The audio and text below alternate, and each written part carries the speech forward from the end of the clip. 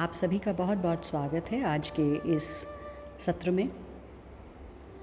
हमें एक बात का विश्वास करना होगा, पूर्णतया विश्वास करना होगा कि भगवान परम आश्रय हैं।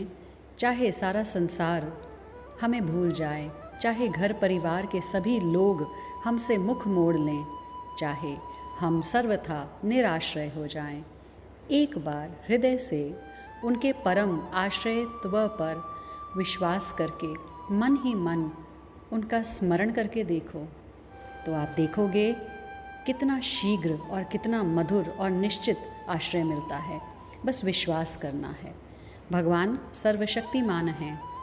हमारा दुख चाहे कितना ही प्रबल क्यों ना हो, हमारे संकट चाहे कितने पहाड़ जैसे ही क्यों ना हो, और हमारी विपत्ति चाहे किसी से भी न टलने वाली हो, भगवान को शक्ति मान कहा गया है, सर्वशक्तिमान कहा गया है।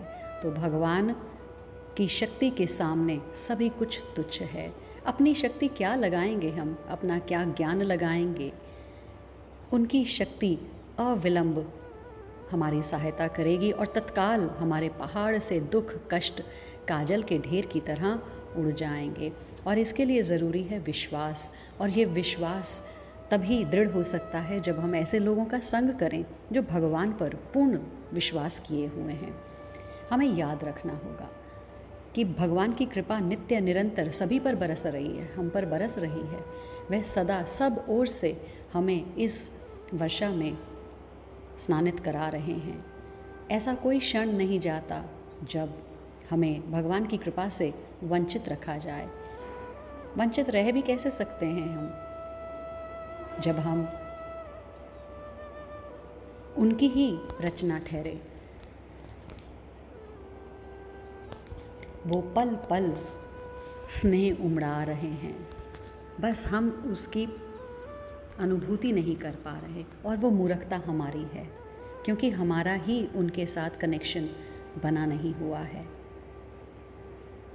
विश्वास करना होगा कि जब से अज्ञात काल से हम हुए हैं तभी से उन्होंने हमें अपनी गोद में ले रखा है।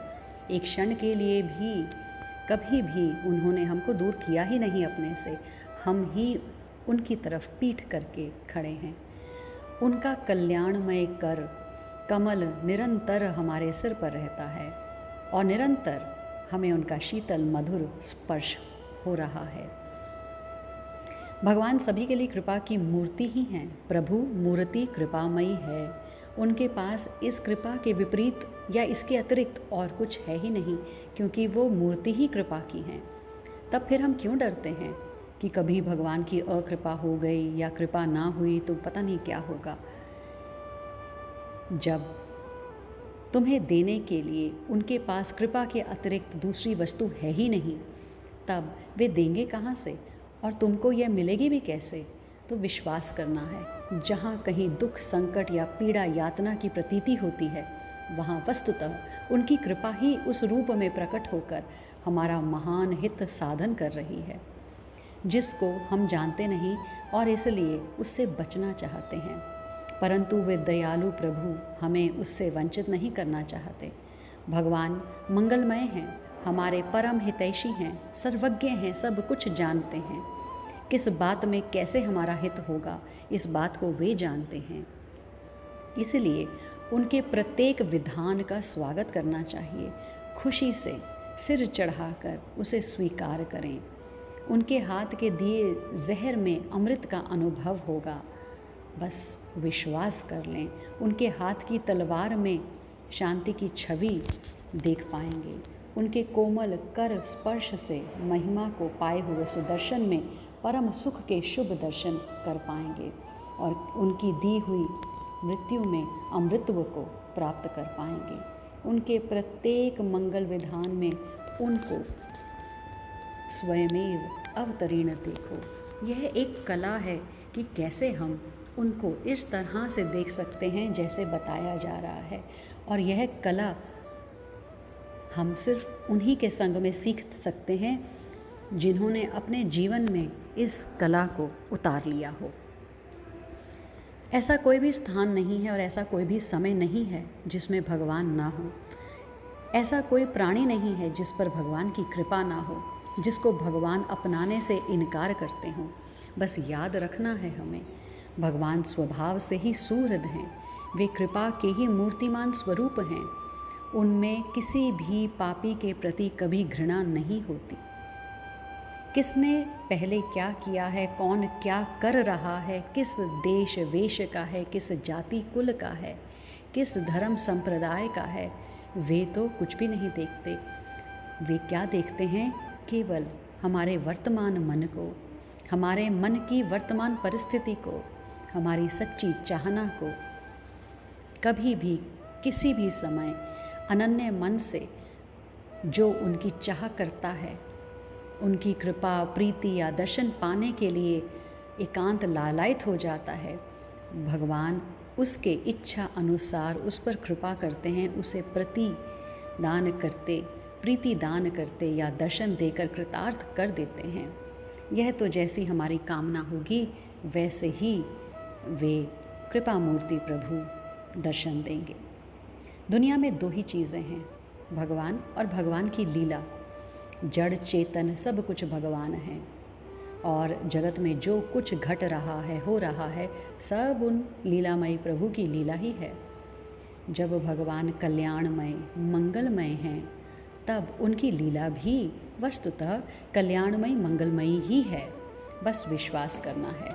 भगवान सदा ही तुम्हारे अत्यंत समीप हैं, तुम्हारी प्रत्येक स्थिति को जानते हैं, तुम्हारी हर एक आवाज़ को सुनते हैं।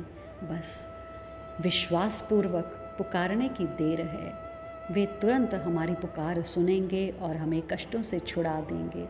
विश्वास करना है। भगवान हमारे परम सुहृद हैं, निकट से निकटतम स्वजन हैं। हमारा दुख सुनकर वे स्थिर नहीं रह सकते। सच्चे मन से उन्हें अपना परम सुहृद समझकर पुकारना है। तत्काल हमारी सुनवाई होगी और भगवत कृपा से हम सभी दुखों से तर जाएंगे। भगवान परम दयालु हैं। हम चाहे कितने ही पतित, कितने ही पातकी और कितने ही घृणित क्यों ना हों, भगवान हमसे घृणा कभी कर ही नहीं सकते। इस बात का निश्चय करना होगा और कातर स्वर से उन्हें पुकारना होगा। उसी क्षण हमारी सारी विपत्ति वे हर लेंगे। वे हरि ही तो हैं।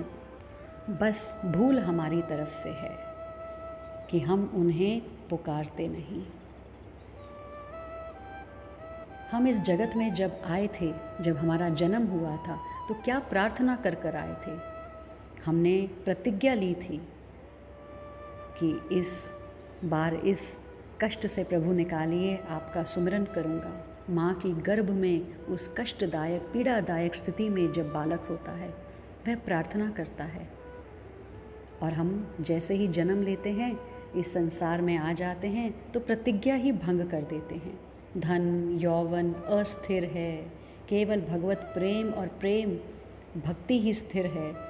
हमें तो उसे प्राप्त करना चाहिए। मन रूप नट को भगवचोच्चारण रूपी स्तंभ पर चढ़ाते रहने से ही इसकी चंचलता मिटती है।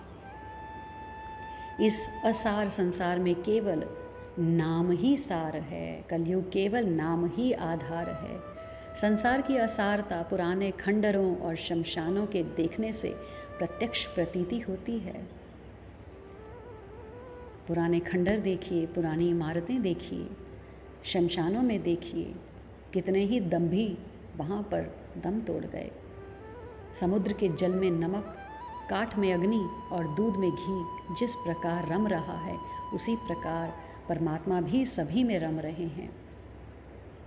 तो दूध में से घी निकालने की एक कला है, काठ में अग्नि प्रज्वलित करने की एक कला है। उसी तरह से वो जो परमात्मा हमारे में रम रहे हैं, उनसे भी वार्तालाप करने की एक कला है।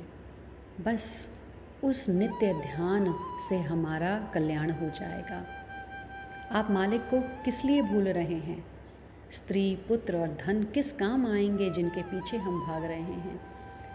प्राणों के निकलने के समय कोई सहायता नहीं कर सकेगा। साथ तो शरीर भी नहीं जाएगा जिसकी हम इतनी देखभाल कर रहे हैं। जो कुछ किया जाता है वही साथ जाता है। जो आज कर्म कर रहे हैं वही साथ जाएंगे। यदि हम उस प्रभु से मैत्री कर लें तो फिर उनके समान प्रेमी और कोई हमें मिलेगा नहीं। ऐसा मित्र कोई और है नहीं, ऐसा हितैषी दूसरा कोई और है नहीं।